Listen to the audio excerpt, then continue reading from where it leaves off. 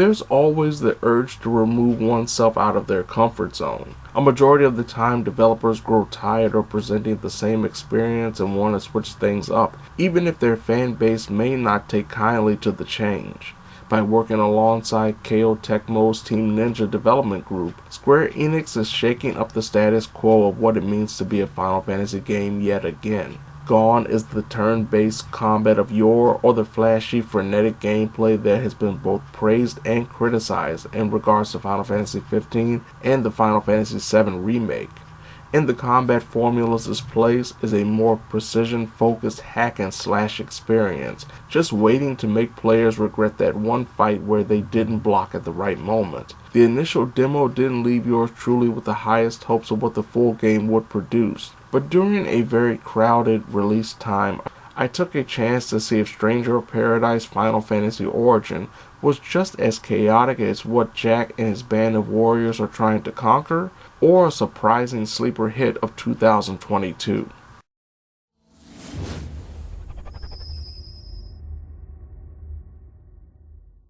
The publisher-proclaimed prequel to the first Final Fantasy seen on the NES in the late 1980s doesn't go the route of its predecessor in terms of gameplay. Taking control of Jack, players are joined by a majority of the time 2 of eventually 4 allies, that the gamer can only command them to up their attack ferocity for a temporary period of time. This third-person action-adventure hack-and-slash RPG with massive loot drops also provides players the chance to mix and match multiple items, including weapons and armor, and most importantly, job classes. Depending on the mission, players will earn level-based items for Jack and company to equip that will help them handle the onslaught to come. Coupled with the loot is an upgradable and expansive job system featuring branching points across multiple options, such as working toward becoming a sage that can utilize black and white magic during battle by unlocking certain sections of the black mage and white mage classes. With 27 job classes that can be maxed out at level 99, players looking to complete Origin will most likely be grinding the post-story content that can produce loot leveled at 300 via the Chaos difficulty. Depending on the difficulty chosen before a mission, players can change the difficulty at any save sphere or save point, or via the overview map. Players will have more limiters or less, including every death during a mission set at action difficulty or above will see Jack and crew losing their magic points gained by executing enemies before their deaths. Also, saving mid-mission will restore all the enemies slain beforehand, making it a thought-out process to save at a particular point or venture on with the hope an enemy doesn't one-shot Jack in the near future. Before gamers tackle the hardest of hard options, they must first finish all 19 main story missions, as well as all 42 side quests, including hidden side missions found during various main missions. The feat of completing the story and side missions on action or normal difficulty took me over 40 hours with a lot left to do in terms of completion if I choose to journey through the game's most difficult aspects.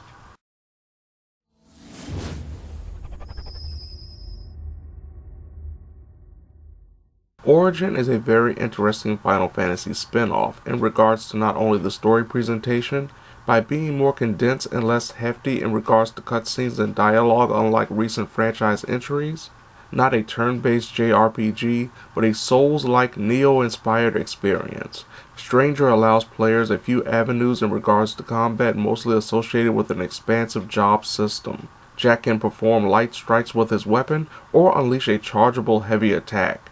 While most of the melee-based jobs will allow Jack to run in and slash through enemies, said foe can armor through attacks and at times completely ignore being hit to retaliate. Moments like a tormented soul skeleton warrior sporting a sword and shield taking what would have been a debilitating strike from Jack's gigantic axe doesn't stop it from pulling off a charged attack of its own. That's where effective blocking comes into play, with Jack having 2 options for stationary defense: Guard and Soul Shield. At the bottom of the screen during combat is a break gauge that wears down with each strike, lowering said gauge until Jack temporarily collapses when the meter is emptied. Holding the guard button frequently makes it impossible for the break gauge to refill. Even more damaging to break gauge restoration, but greatly beneficial in terms of defense and potential retaliatory efforts, is the Soul Shield. The Soul Shield is essentially a supernatural parry system that completely blocks damage if used at the right time, while also adding a bit of MP restoration in the process. Using the guard button right before Jack is hit can also negate damage, but doesn't restore MP or knock an enemy back as well as the Soul Shield. But unlike holding the guard button, activating the Soul Shield for a period of time without it blocking an attack will drain the break gauge quickly, making it more beneficial as a defensive mechanism used at the perfect time when an enemy is about to hit Jack.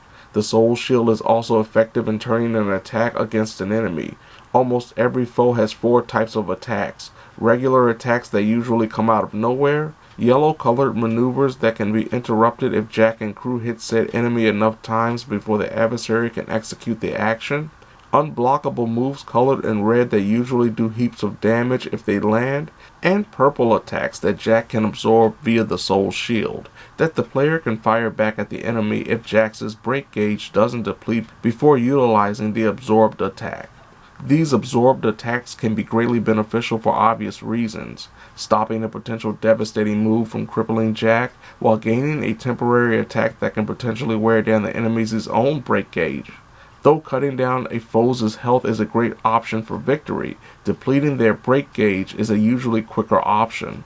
Throwing out magic attacks associated with an enemy's weakness, using those Soul Shield absorbed moves, or constantly hitting a blocking enemy before they can retaliate will wear down the enemy's break gauge. That, when depleted, puts them in a stunned state where Jack can perform a Soul Burst, a one-hit kill maneuver similar to those seen in a pro wrestling match or a Yakuza video game without the wrestling ring or city street objects respectively. Most importantly, in regards to a Soul Burst attack, is the fact using the mechanic allows for Jax's MP meter to not only replenish if sections are empty, but also extends it, giving the main protagonist more magic points to work with for both spells and specific combat abilities unlocked via the multiple job classes. Some of these combat abilities, known as command abilities, include adding poison to Jax's blade for a short period of time, or becoming a dangerous spinning top with Jax's daggers extended from his sides. Players can also assign these abilities, including magic spells, to Jax's multiple combo strings to really top off an attack barrage in fine fashion. MP and the break gauge are also connected to Jax's main combat ability, Lightbringer. A mode when activated temporarily increases Jax's strength and defenses, while slowly draining the break gauge that makes the Lightbringer a perfect desperation attack when fighting a horde of tough enemies, or a boss that won't go down and is at its last slither of health. Job classes, as noted, are a major implementation associated with the combat, as players can assign 2 jobs to Jack at a time. Each job has a specific combat ability associated with it that cannot be equipped without having that job class currently activated, like the Warrior class's War Cry ability, that when used, up Jax and company's attack power while providing them regenerating health for a short period of time. There are also job-specific offensive combat abilities, such as throwing Jax's spear when he's a lancer, that at higher levels can provide an immediate soul burst. Beyond the fun of trying out different job classes and seeing what works for the player is the fact it doesn't feel restricting to try something new even at lower levels. Going from a level 20 Ronin to a level 1 Lancer does decrease Jack's overall stats until the player can level that class up, but doesn't negate the player's chances of actually succeeding as long as they have some appropriately leveled gear equipped. The execution of magic and continuous loot is definitely a mixed bag. On the positive side of things is how impactful magic is during combat. Discovering an enemy's elemental weakness and charging up, say, Thundega, to electrocute a water-based foe to empty their break gauge never gets old. But there are times when trying to choose and charge a magic attack will work against the player, as the ferocious enemies will either attack from off-screen or rush Jack, costing MP without an attack to show for it, or, due to the magic type selection being on a weapon wheel, the intended spell not chosen while the nearest magic is unleashed because the player moved their fingers in an effort to block or dodge an incoming attack. Moments of frustration will definitely occur for a gamer when a planned Quake spell turns into an arrow spell. Because of the magic wheel's finicky nature and the hasty combat forcing the player's defensive hand at the worst possible time in regards to preparing a spell. One thing the game refuses to limit the player on is loot. Almost every defeated enemy drops loot, be it weapons, armor, or health restorative potions. This attained gear, as per the norm now in games, is rarity based, with the high level loot reaching that impressive 5-star ultra rare rating. Each piece of gear and weapons have up to 3 innate traits like damage received minus 0.8% that can be upgraded via materials obtained by dismantling other weapons and gear. Players can also change those traits via Smithy, who is also responsible for dismantling gear. So if a player finds a nice piece of loot that doesn't have the trait they want, they most likely will have the resources to change that trait, which too can be upgraded. Arguably, the most important thing about the loot is the job class associated with each gear.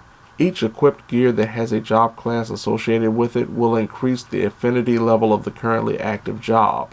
The affinity level percentage will give job buffs, including boosting the magic attack effectiveness as a sage, or reducing HP loss when activating the Dark Knight's class ability.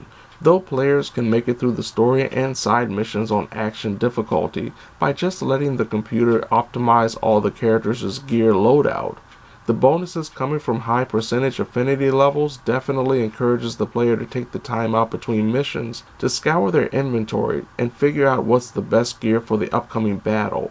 As noted, loot is plentiful. The inventory space, however, is incredibly limited for some odd reason. This wouldn't be an issue if players could dismantle gear anytime they wanted. Instead, Smithy is only available in the overview mission map, meaning if the player's inventory fills up during a mission, they will miss out on any loot that isn't associated with the mission's grand prize at its conclusion. The limited inventory space and Smithy being unavailable during missions, even at save spears, is definitely one of the game's worst aspects. There is an option for playing online with friends and randoms alike. There are multiple settings in terms of creating or joining a room, like difficulty level, story point, or items to be focused on. With the biggest advantage of playing with humans other than the incredible builds is the fact that everyone gains progression and loot instead of just the hosting player. Stranger of Paradise definitely has its high points in regards to the narrative, but sticks to the most simplistic of storytelling presentations possible, with Jack and the intended Warriors of Light teleporting from place to place while having mostly the same conversations about Jack's need for combat and thirst to fight chaos. There's an unintentional hilarity that ensues when Jack shouts at what would become a boss, "Are you chaos?" It isn't until the last 4 story missions or so that some big revelations to who and what Jack is become clearer to set up a mostly fantastic ending. Sadly, taking a more minimalist approach to character work, though paying homage to the game that inspired Origin, makes it hard to really appreciate the struggles of each protagonist fighting to remember how and why they are positioned to fight chaos on a constant basis. The minimalist approach to storytelling is complemented by the mission design. All of the main story missions have players going through various locations, usually cramped in nature, to reach a boss at the end. Side missions have players revisiting the same areas from the main story missions to fight a different foe or mini-boss, or attain a specific piece of loot placed in a chest on the other side of an area in comparison to the player's starting point. Technically, Origin is rough around the edges in multiple ways. Thankfully, one of those rough edges isn't stability in regards to crashes or game-breaking bugs, though it does suffer from frame rate drops at random moments even when playing on a PlayStation 5.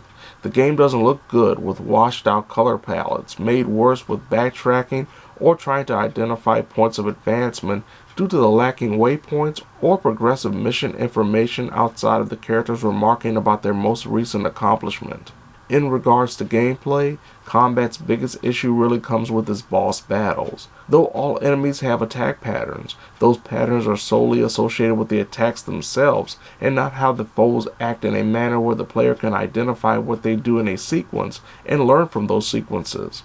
Certain bosses will spam their biggest maneuvers, especially when the second phase of a fight begins. Players may find themselves incredibly frustrated when it seems a boss is conquerable, and their adversary will suddenly unleash their most damaging attacks in succession without much time for Jack to avoid said attack.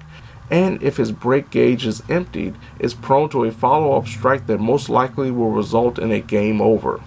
Another reason for failure in combat will come via the camera, due to the enclosed nature of almost every environment and the camera either not going through walls or objects, opting to press against said barrier instead, will make it difficult to see things like incoming enemies or a blockade that is preventing Jack from dodging before it's too late. Similar to other games in the genre, online co-op can suffer from disconnects, but gamers can jump back into a room without losing a ton of progress. On the opposite end of the player-friendly aspect, in regards to online co-op compared to the single-player experience, is the fact that Jack can be revived in co-op, but not in single-player. Why there can't be a timer associated with Jack's eventual death in single-player mode where the AI can revive him is another head-scratcher. Stranger of Paradise is, as expected, a hardcore experience that is hindered by some technical issues, odd developer decisions, and a campy character presentation that is offset by mostly stellar and challenging gameplay,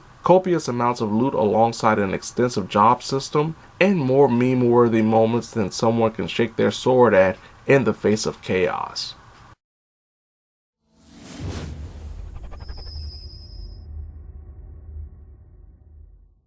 There's a certain charm associated with Origin that can't be denied.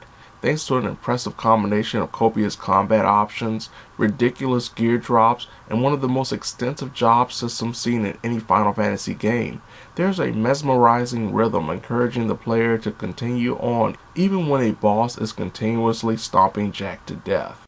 But the narrative presentation, character development, and certain technical issues prevent Stranger from being a must-play game, especially at full asking price. Though it's not saying much, this will go down as one of the better, if not best, Final Fantasy action spin-offs thus far, that really encourages gamers to push themselves to their limits, after either renting it or purchasing it when it's on sale.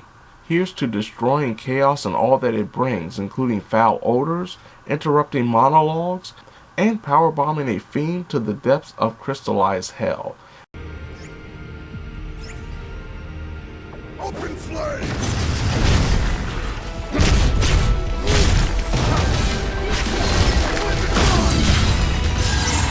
I barely even got going. Nothing.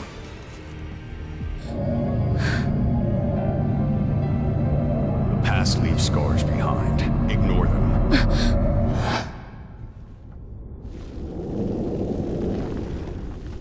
Are you Chaos? I am its servant. One of four. Its servant? We are the beings of chaos.